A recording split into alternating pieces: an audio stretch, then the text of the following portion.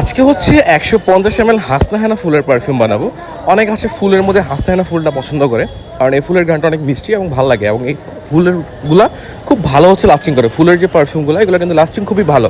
দেখা গেছে অন্যান্য পারফিউমের দাম বেশি কিন্তু লাস্টিং কম, এবং এই পারফিউমগুলোর দাম একটু রিজনেবল হওয়ার পরেও এগুলো লাস্টিং অনেক ভালো। আর আমাদের রজনীগন্ধার কথা আর কি বলবো, রজনীগন্ধা তো আরও বেশি লাস্টিং। তো যাই হোক, এক ভাইয়া দুইটা জনের জন্য হচ্ছে টোটাল 100 ml এবং 50 ml দুইটা পারফিউম মেক করতে হবে।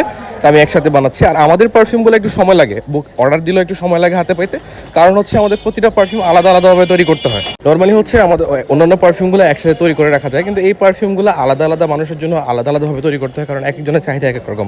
কেউ একটু সফট, কেউ একটু হচ্ছে হার্ড, এভাবে চায়। তো প্রতিটা পারফিউম আলাদা আলাদা তৈরি করতে সময় লাগে অনেক বেশি। আমরা চাইলেও একটা পারফিউম অনেক পরিমাণে তৈরি করে রাখতে পারি না।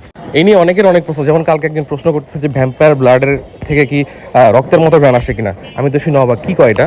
তো যাই হোক, আমি এই পারফিউমে একটা অংশ দেখাই নেই। যদি কেউ বলতে পারে কি অংশটা, তাহলে তার জন্য 5% ডিসকাউন্ট আছে। পারফিউম তৈরির একটা পার্ট এখানে মিসিং আছে, মানে হোল্ড করা হয়েছিল ভিডিওটা। তো যাই হোক, আমাদের হয় প্রায় শেষ পারফিউম তৈরি।